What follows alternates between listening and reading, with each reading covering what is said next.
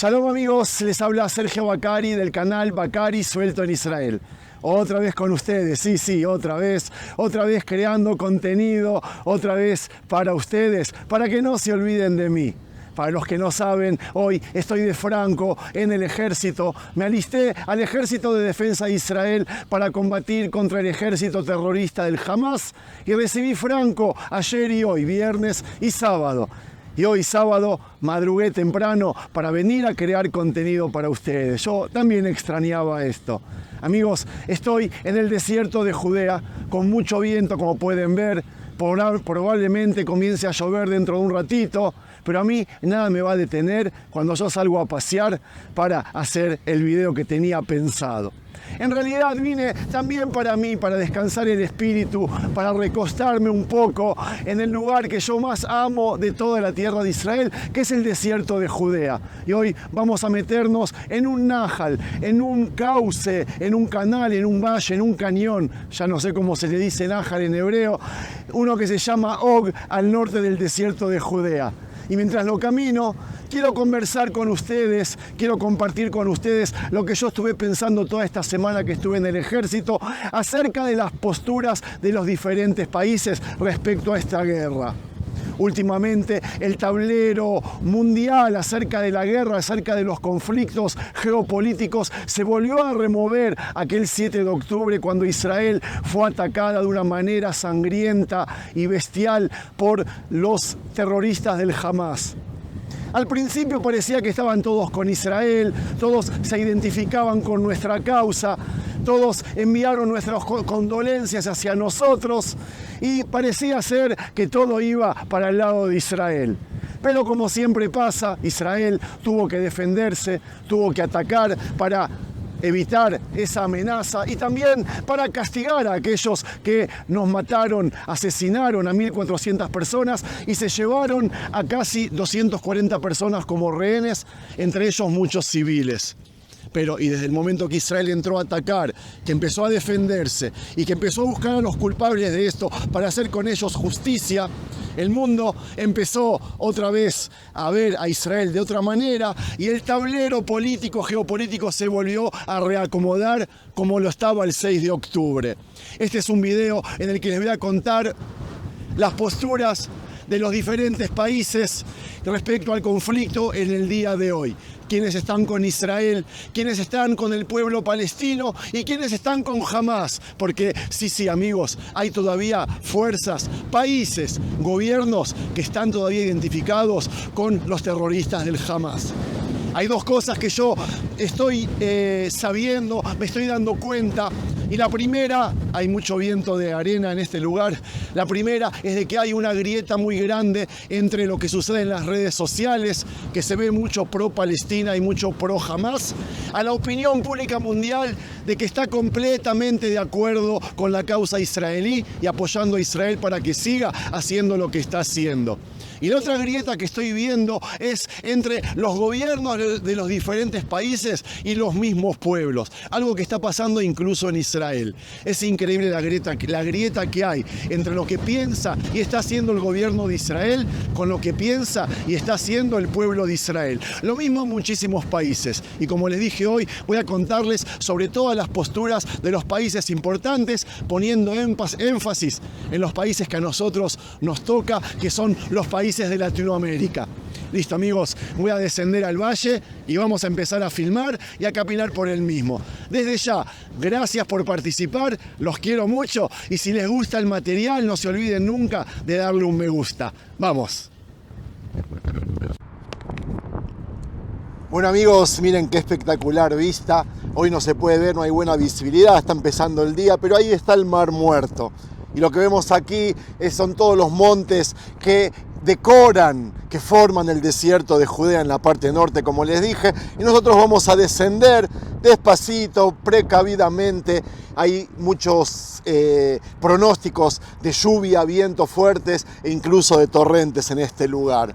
Nosotros vamos a empezar a caminar y les quiero contar de que el pasado 7 de octubre Israel fue atacada por el ejército terrorista del Hamas, como todos saben, y dejó 1.400 muertos y alrededor de 240 personas secuestradas. Ese día, casi todo el mundo, como les dije antes, repudió el hecho y se puso del lado de Israel. Pero a medida que los bombardeos y ataques israelíes en la franja de Gaza comenzaron a extenderse y el número de víctimas civiles creció, empezó a cambiarse la posición asumida al inicio del conflicto de muchos países que mayoritariamente fueron de condena a los actos de Hamás y de apoyo a Israel. Bolivia fue el primer país del mundo que directamente rompió relaciones con Israel en rechazo a la agresiva y desproporcionada ofensiva militar, como dijeron ellos. Una ofensiva militar en contra de Gaza. Luego, Colombia, Chile y Honduras llamaron a consultas a sus embajadores en Israel debido a lo que apodaron la masacre del pueblo palestino y las inaceptables violaciones del derecho internacional humanitario en la franja de Gaza. A medida que fue pasando el tiempo, las voces que reclaman un alto al fuego o pausa en los bombardeos por razones humanitarias comenzó a hacerse oír, incluso en los países que son aliados tradicionales del gobierno israelí. Estados Unidos está junto al pueblo de Israel. Nunca dejaremos de respaldarlos. El apoyo de mi gobierno a la seguridad de Israel es sólido como una roca e inquebrantable, había dicho el presidente de los Estados Unidos, confirmando otra vez que la superpotencia norteamericana es el principal aliado político, económico y militar de Israel. Desde los ataques de Hamás, la Casa Blanca mostró un apoyo sin fisuras al gobierno de derecha radical de Netanyahu, primero por medio del secretario de Estado, Antony Blinken, que llegó físicamente hasta aquí a Israel, y más tarde lo hizo el propio presidente de los Estados Unidos, Joe Biden. Además, Washington envió 2 portaaviones de su flota hacia las costas de Israel para proteger a su aliado de Medio Oriente. En un segundo lugar en la lista de aliados de Israel está el Reino Unido y algunos miembros de la Unión Europea, como Alemania, Francia, Italia, y también se podría nombrar a países de Europa del Este como Hungría o la República Checa. La Unión Europea apoya incondicionalmente a Israel sobre Hamás, pero no sobre los palestinos. Su postura no está tan definida como la de Estados Unidos. Ellos consideran a los radicales islamistas como una organización terrorista, pero defienden el derecho del pueblo palestino a tener su propio Estado. Está bien, la considero válida esa postura. Yo podría resumir diciendo que el apoyo de los países europeos está condicionado por la exigencia de que Israel lleve a cabo sus operaciones contra Hamás con respecto al derecho internacional humanitario, es decir, que no se castigue a la población civil. Es quizás por eso que países como España pasó de la condena a los ataques de Hamás y de reconocer el derecho de Israel a defenderse, a pedir inmediatamente un alto al fuego urgente y expresar dudas legítimas sobre la legalidad de las acciones militares israelíes.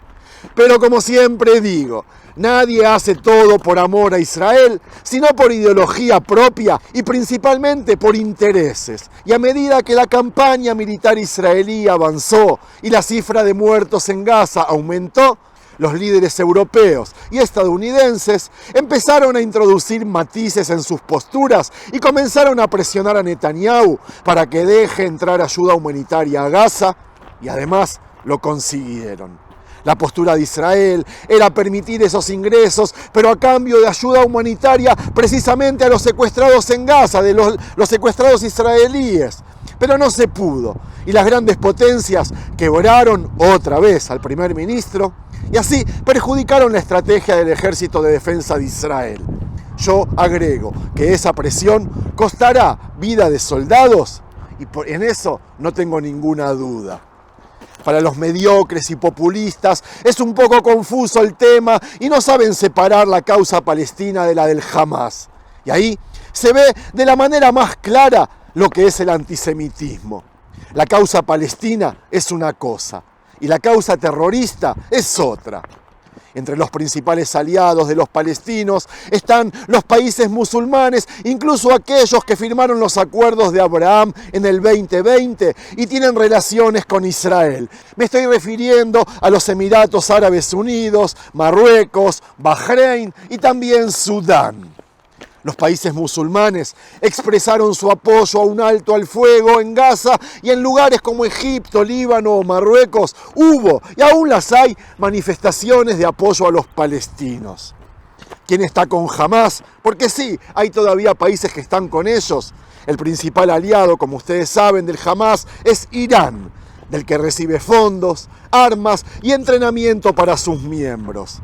Pero no solo Irán está detrás de Hamás, sino también está Qatar. Sí, aquel país que todo el mundo vio organizando un mundial de fútbol polémico, corrupto, sucio e hipócrita. El Estado del Golfo Pérsico está considerado como otro de los principales valedores desde el punto de vista financiero y diplomático de la agrupación terrorista palestina, y allí, en hoteles de lujo, viven libremente los líderes del Hamás. El líder máximo de Hamás, Ismail Haniyeh, se encuentra en Doha, a pesar de que Qatar es un aliado de Estados Unidos. Raro, ¿verdad? Intereses, como les digo. Otro ejemplo de los raros, Turquía.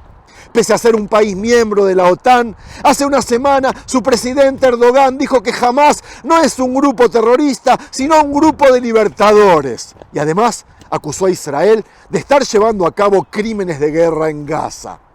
Rara también es la postura de Rusia y China, ya que los primeros están más cerca de Hamás que de Israel, condenando a Estados Unidos por los ataques del Hamás del 7 de octubre. Y los segundos, los chinos, que no piensan meterse para cuidar sus propios intereses y poder una vez y para siempre construir la ruta de las sedas, también tienen una postura sumamente rara, por lo menos para mí.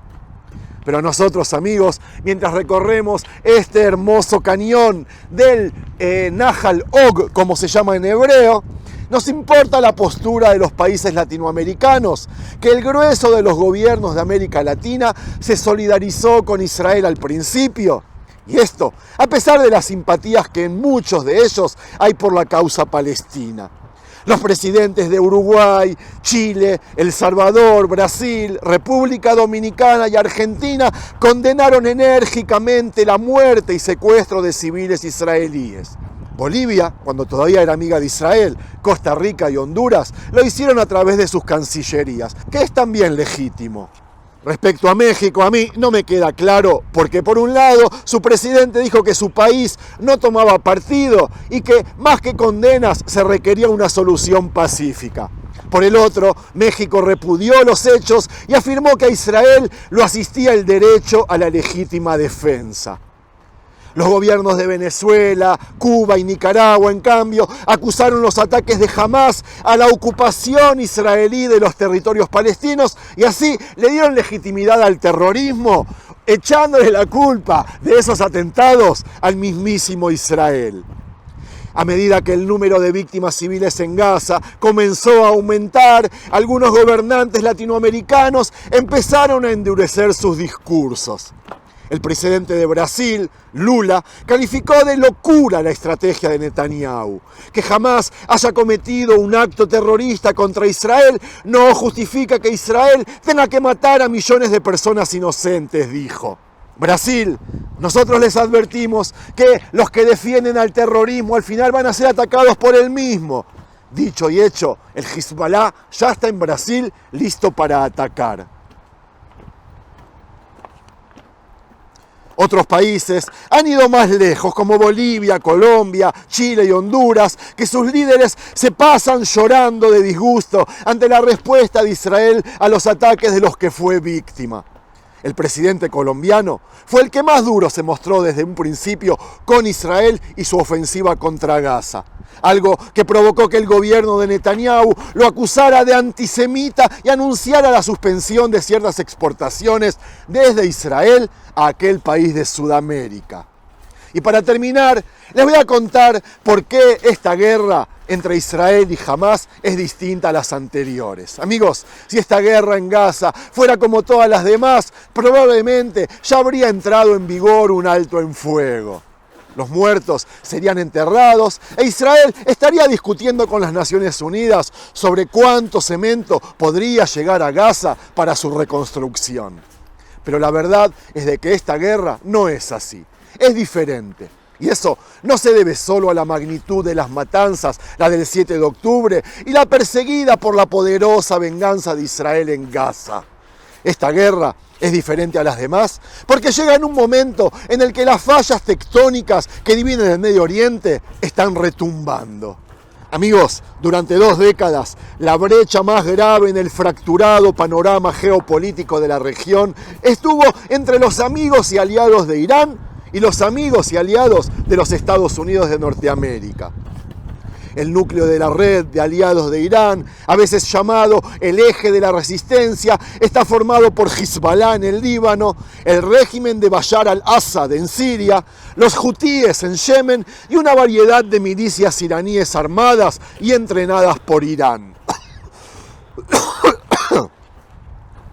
Los iraníes también han apoyado a Hamas y a la Yihad Islámica en Gaza. Irán también se está acercando a Rusia y a China y se ha convertido en una parte importante del esfuerzo bélico de Rusia en Ucrania. China está también involucrada porque compra una gran parte de petróleo iraní. Y cuanto más dure la guerra en Gaza, y mientras Israel mate a más y más civiles palestinos y destruya a más decenas de miles de hogares, mayor va a ser el riesgo de que se produzca un conflicto que involucre a algunos de estos miembros que estoy nombrando. Y no solo de este bando, sino también del bando de los Estados Unidos. La frontera entre Israel y el Líbano se está calentando de forma lenta y constante. Ni Israel ni Hezbollah, es verdad, quieren una guerra a gran escala, pero a medida que intercambian golpes cada vez más fuertes, aumentarán los riesgos de una escalada incontrolada. Mi hijo, que está en el norte en este momento combatiendo, me dijo que es inminente una penetración de Israel en el Líbano para borrar esa amenaza. Los hutíes en el Yemen han estado lanzando misiles y aviones no tripulados hacia Israel. Todos ellos, amigos, han sido derribados, es verdad. ¿Quién los derribó? Las defensas aéreas de Israel o buques de guerra de la Armada estadounidense que están ubicados en este momento en el Mar Rojo. Del lado de Estados Unidos están Israel, los estados petroleros del Golfo, Jordania y Egipto, y Washington sigue brindando un firme apoyo a Israel, aunque está claro que el presidente Joe Biden se siente incómodo con el gran número de personas que los israelíes están matando en Gaza. Todos los aliados árabes de Estados Unidos condenaron lo que está haciendo Israel y pidieron un alto el fuego. Entonces, tenemos por un lado a Israel, que sigue al frente con su plan de destruir al Hamas, no al pueblo palestino y no a Gaza. Y además, el objetivo de liberar a los secuestrados. Por otro lado, a sus aliados, que no sé hasta cuándo van a aguantar la presión del resto del mundo y de sus propios pueblos, y los malos de la película, que a ellos yo no los cuento. ¿Cómo terminará esto?, me preguntan. La verdad que no lo sé. Quien dice que sabe, miente. Pero lo que yo tengo claro es de que por el momento todos dejaron solo a Hamas en su lucha. Volvieron a mostrarles las espaldas y a demostrarles de que son la lacra más baja que existe en el mundo árabe y musulmán. Y cuando más ellos necesitan el apoyo de quienes tanto los ayudaron antes para prepararse a esta batalla, a la hora de la verdad, los dejaron aquí, en Gaza, tirados, como perros, como lo que son. Y me refiero solo a los terroristas, por supuesto. Eso es bueno para Israel y para el mundo. La otra opción, menos creíble para mí, es de que el mundo comience a entender que el fenómeno del Hamas no es solo una amenaza a Israel, sino para todo el mundo donde hay musulmanes. Y es verdad, amigos, esto suena muy feo, pero es una realidad y es una verdad. Y más vale que lo entiendan ahora. Nosotros, en Israel, ya entendimos esta lección y aprendimos de la misma el 7 de octubre del 2023. Y quizás el mundo sabe que nosotros somos los únicos que podemos detener en este momento a esta organización terrorista que puede llegar a ser un cáncer que haga metástasis en todo el mundo occidental. Amigos, Esta es la opinión mía acerca de los países que conozco. Si hay algún país de ustedes que quieren aportar acerca de su postura respecto a este conflicto bélico, escríbanos en los comentarios, ayúdennos a aprender de todos los países hermanos de Latinoamérica. Gracias por prestarme atención. Yo acá termino este video, pero no el paseo. Y mientras paseaba, se me ocurrió hacer otro video para publicarlo mañana.